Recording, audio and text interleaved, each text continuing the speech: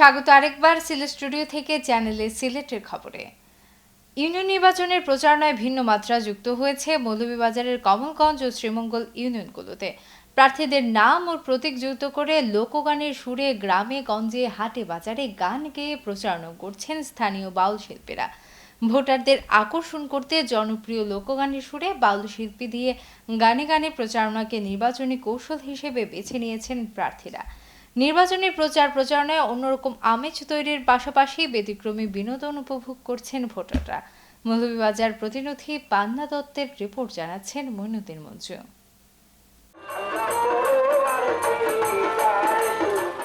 Union পরিষদ নির্বাচনের পঞ্চম ধাপে ২৮ মে মৌলভীবাজারের কমলগঞ্জে ৯টি এবং শ্রীমঙ্গলের ৯টি ইউনিয়নে নির্বাচন অনুষ্ঠিত হচ্ছে। কমলগঞ্জে উপজেলা চেয়ারম্যান পদে ৩৭ জন, সাধারণ সদস্য পদে ৩৫৭ জন আর সংরক্ষিত সদস্য পদে ৮৭ জন প্রার্থী প্রতিদ্বন্দ্বিতা করছেন। শ্রীমঙ্গল উপজেলায় চেয়ারম্যান পদে ৩৩ জন, সাধারণ সদস্য ও সংরক্ষিত সদস্য পদে ৪৪৭ জন প্রার্থী প্রতিদ্বন্দ্বিতা করছেন। এই দুই উপজেলায় ভোটারদের কাছে নিজেদের তুলে ধরতে ব্যতিক্রমী প্রচারণা করছেন প্রার্থীরা। সকল প্রার্থীরাই বাউল শিল্পী দিয়ে গানে গানে প্রচারণা করছেন। কে কত ভালো বাউল শিল্পী দিয়ে প্রচারণা করাবেন এই নিয়ে প্রতিযোগিতা চলছে। বাউল শিল্পীরা সিলেট অঞ্চলের জনপ্রিয় ধামাইল মুর্শিদি ও আঞ্চলিক গানে প্রার্থীদের যোগ্যতা ও পরিকল্পনা তুলে ধরার পাশাপাশি চেনা সুরে নতুন গান বাজছেন প্রার্থী ও প্রতীকের নাম যুক্ত করে। পরিচিত শিল্পীদের পাশাপাশি এই সময়ে কদর বেড়েছে গ্রামের সাধারণ বাউল শিল্পীদেরও।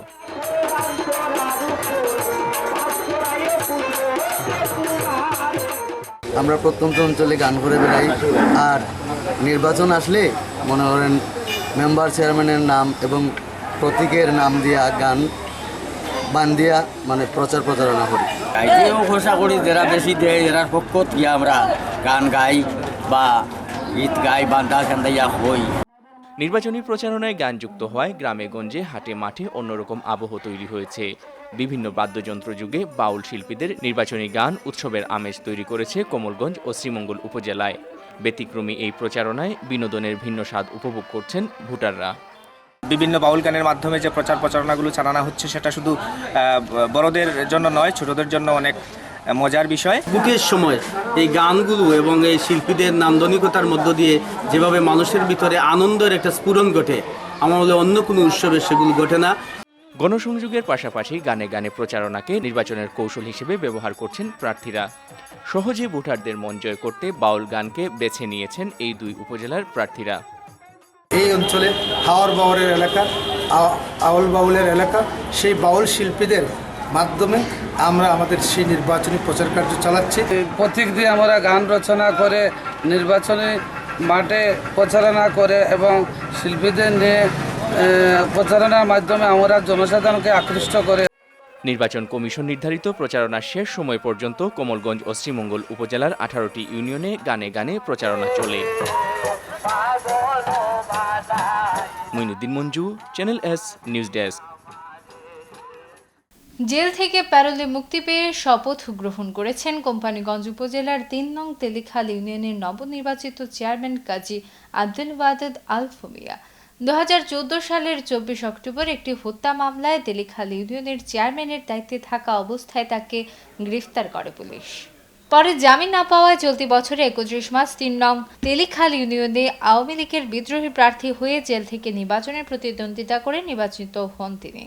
সোমবার সিলেট জেলা প্রশাসকের সম্মেলন কক্ষে আয়োজিত এই শপথ গ্রহণ অনুষ্ঠানে আরও শপথ গ্রহণ করেন কোম্পানীগঞ্জ উপজেলার 6 জন নির্বাচিত চেয়ারম্যান। অনুষ্ঠানে প্রধান অতিথির বক্তব্যে জেলা প্রশাসক জয়নাল আবেদিন বলেন, নির্বাচিত চেয়ারম্যানগণ কোনো দল নয়। শপথ গ্রহণ করার পর সরকারের অংশ হিসেবে সকলকে এক করে জনগণের কল্যাণে কাজ করতে হবে এবং সিলেট কোম্পানীগঞ্জ সড়ক মেরামত শীঘ্রই করার আশ্বাসও দেন জেলা প্রশাসক। শপথ গ্রহণ অনুষ্ঠানে সিলেট জেলা প্রশাসনের পক্ষে এডিএম, এডিসি সহ কোম্পানীগঞ্জ উপজেলার নির্বাহী কর্মকর্তা ও স্থানীয় গণ্যমান্য ব্যক্তিবর্গ, সাংবাদিক সহ রাজনৈতিক ব্যক্তিবর্গ উপস্থিত ছিলেন। শপথ গ্রহণ অনুষ্ঠান শেষে প্যারোলে মুক্তি পাওয়া আব্দুল ওয়াদুদ আল ফুমিয়া চেয়ারম্যানকে জেল হাজতে প্রেরণ করা হয়। পুলিশ সিলেট মহানগরীর জিন্দাবাজার এলাকার আলমার্জান শপিং সেন্টারে একটি ছাপাখানায় অভিযান চালিয়ে উস্কানিমূলক লিফলেট ও পোস্টার সহ 5 জনকে আটক করেছে। মঙ্গলবার বিকেল 5টার দিকে মহানগর পুলিশ এই অভিযান চালায়। পুলিশ জানায়, আলমার্জান শপিং সেন্টারের তৃতীয় তলায় অবস্থিত স্টার সিলেট অফসেট প্রিন্টার্স থেকে আটক করা লিফলেট ও পোস্টারে যুদ্ধাপরাধী মতিউর রহমান নিজামীর মৃত্যুদণ্ড কার্যকরের বিরুদ্ধে শহীদ মাওলানা মতিউর রহমান নিজামীর হত্যাকারী জুলুমবাজ সরকারের বিরুদ্ধে ঐক্যবদ্ধ গণপ্রতিরোধ গড়ে তুলুন জাতীয় উস্কানিমূলক বক্তব্য মুদ্রিত হয়েছে। সিলেট কোতোয়ালি মডেল থানার ভারপ্রাপ্ত কর্মকর্তা সোহেল আহমদ জানান, এসব লিফলেট ও পোস্টার ছাপানোর সাথে জড়িত অভিযোগে 5 জনকে আটক করা হয়েছে। এছাড়া 2টি কম্পিউটার এবং হার্ড ডিস্কও পুলিশ জব্দ করেছে। বিএনপির কেন্দ্রীয় নেতা বিশিষ্ট শিল্পপতি ইঞ্জিনিয়ার সৈয়দ মুন্সিফ আলীর অর্থায়নে ছাতকে ঘূর্ণিঝড়ে ক্ষতিগ্রস্ত চরমহল্লা ও দক্ষিণ খুরমা ইউনিয়নের দুর্গত মানুষের মধ্যে 10 লক্ষ টাকার ঢিউটিন বিতরণ করা হয়েছে। সোমবার ইঞ্জিনিয়ার সৈয়দ মুন্সিফ আলী ক্ষতিগ্রস্ত মানুষের মধ্যে এসব ঢিউটিন বিতরণ করেন। ঢিউটিন বিতরণ উপলক্ষে চরমহল্লা ইউনিয়নের খড়িদিচর আলিম মাদ্রাসার মাঠে এক আলোচনা সভায় চরমহল্লা ইউনিয়নের চেয়ারম্যান নাবুল হাসনাতের সভাপতিত্বে প্রধান অতিথির বক্তব্যে ইঞ্জিনিয়ার সৈয়দ মুন্সিফ আলী বলেন, ঘূর্ণিঝড় একটি প্রাকৃতিক দুর্যোগ। এই দুর্যোগের কারণে চরমহল্লা ও দক্ষিণ খুরমা ইউনিয়নের কয়েকটি গ্রামের কয়েক শত মানুষ আজ অসহায় হয়ে পড়েছে। তাদের আজ মাথা গোঁজার ঠাঁই নেই। মানবতাবোধের মধ্য দিয়ে সকলের সম্মিলিত প্রচেষ্টায় যে কোনো প্রাকৃতিক দুর্যোগ কাটিয়ে ওঠা সম্ভব। তিনি বর্তমান সরকার সহ দেশ বিদেশের বিত্তবান দানশীল ব্যক্তিদের এই অসহায় মানুষের সাহায্যে এগিয়ে আসার প্রতি আহ্বান জানান। অনুষ্ঠানে বিশেষ অতিথি হিসেবে বক্তব্য রাখেন দুয়ারাবাজার উপজেলা বিএনপির নেতা এমরাজ মিয়া তালুকদার। অনুষ্ঠানে চরমহল্লা ইউনিয়নের খড়িদিচর, ডেটিয়ার চর, চরমাধব, চুনার চর, চরচৌলা, নুরের চর সহ দক্ষিণ খুরমা ইউনিয়নের হাতথলানি ও পুরাকাটি গ্রামের 250টি পরিবারের মধ্যে 10 লক্ষ টাকা মূল্যের ঢিউটিন বিতরণ করেন। এরপরে তিনি জাওয়াবাজার পুলিশ তদন্ত কেন্দ্রে যাওয়ার জন্য টিনশেড ভবনের সংস্কারের জন্য 10 বান্ডিল ঢিউটিন প্রদান করেন। তো আজকে এটা কিন্তু সম্পূর্ণরূপে একটি অরাজনৈতিক, আজকে আমাদের এটা হলো ফ্রান্স, বিলাত, আমেরিকা, মধ্যপ্রাচ্য, এইসব সব জায়গায় কিন্তু আমাদের মানুষজন আছে।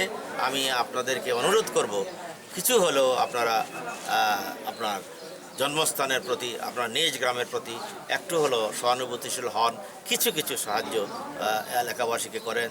অসুন্দর মিথ্যুকের হোক পরাজয়, এসো এসো সুন্দর জাগো জ্যোতির্ময়, এই অমিত বাণীকে সামনে নিয়ে সিলেটে নানা কর্মসূচিতে জাতীয় কবি কাজী নজরুল ইসলামের 117তম জন্মজয়ন্তী উদযাপিত হয়েছে।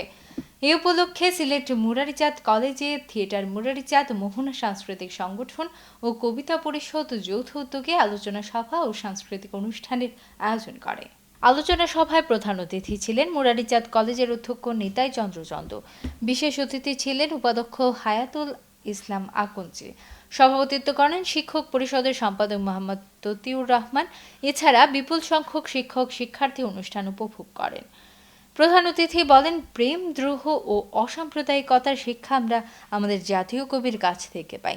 মানুষে মানুষে শ্রেণীভেদের অবসান তিনি সব সময় চেয়েছেন। তার কাছে মানুষে মানুষে কোনো ভেদাভেদ ছিল না। আলোচনা সভা শেষে কবির কবিতা, গান ও নৃত্যনাট্য পরিবেশন করা হয়। থিয়েটার মুরারিচাঁদ কবির কবিতা অনুসরণে মানুষ নামের নাটিকা মঞ্চস্থ করে।